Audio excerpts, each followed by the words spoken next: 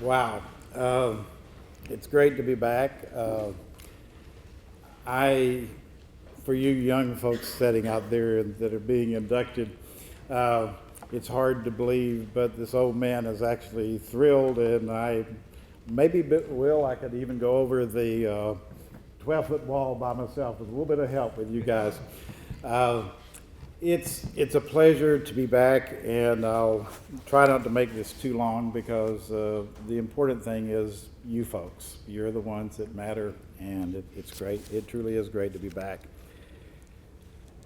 It's always an interesting challenge talking to anyone, and when you come back to where everybody knows you, let's just say that we all know enough about each other that you got to be careful what you say because Dr. Cox will say, wait a minute, Jeff, I remember when you did this or whatever, and or vice versa. So I've got to be good and play nice. So let me see if I can. You never fail when you go to a wise person to get some wisdom. And if I can get this mic set right. In the book of Ecclesiastes, a very wise gentleman, Solomon, said this: to everything there is a season, a time for every purpose under heaven, a time to be born and a time to die, a time to plant and a time to pluck, a time to kill and a time to heal, a time to break down and a time to build up, a time to weep and a time to laugh, a time to mourn and a time to dance. And he continues on, and you're familiar with this. Many of you know it as the words of a song from the 60s. Some of us are old enough to remember the, anyway, this was put to music. What we have just described is life, and you young folks are passing a milestone in life. It may not seem it, but the distance from where you are to where I am is not as far as you think.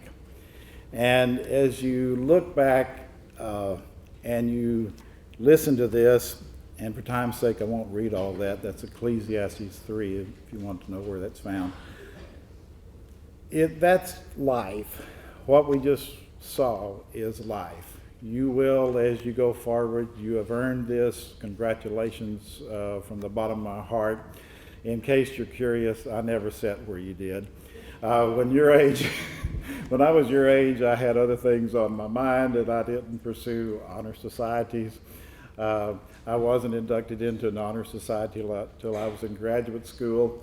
I actually am quite proud of my 2.4 as a freshman, given what else I did. So I'm not a good example. I didn't come the way you guys did. Most of my friends I ran with weren't still there at the end of my freshman year. But you, as you consider life, the challenge is to always stay young and to keep focused on where you're going. It's very easy now to get lost in those things, and if you haven't experienced these things we're talking about, you will. Now, when you listen to old people like me, and in case you're curious, I'm 65.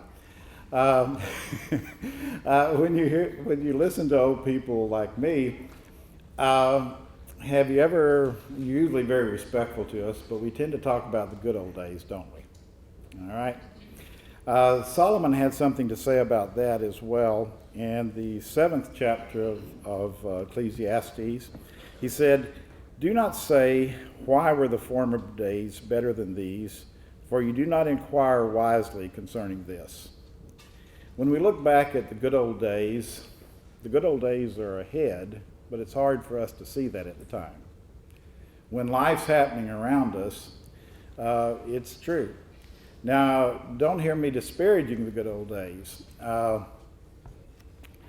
If you're wondering about what's happening with me up here, it's kind of hard. This is family. And what I put the challenge to you is to find something in life that really matters. Don't worry about the money. The money's going to take care of itself one way or the other.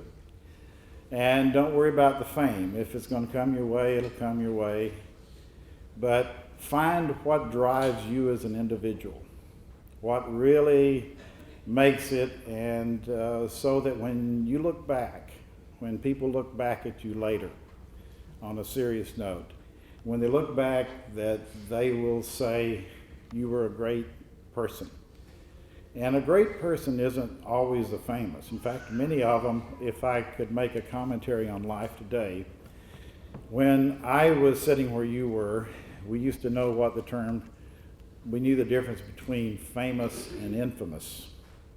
Now we know everybody is celebrity. And we've forgotten the meaning of the word infamous. And in the pursuit of being a celebrity, in pursuit of being someone great, we sell our soul a lot of times. And some of the greatest people I ever knew personally lived on a farm, had a third grade education, and were just the salt of the earth people who taught me more about life than I ever learned in any hallowed halls, and I appreciate everything I learned on the way through life.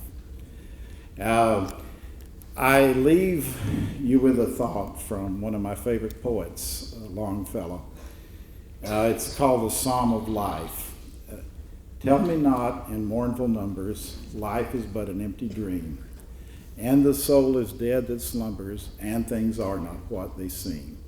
Life is real, life is earnest, and the grave is not its goal. Dust thou art, to dust returneth, was not spoken of the soul. Trust no future, however pleasant. Let the dead past bury its dead. Act within the living present, hearts within, and God o'erhead. Lives of great ones all remind us we can make our life sublime, and departing leave behind us footprints on the sands of time.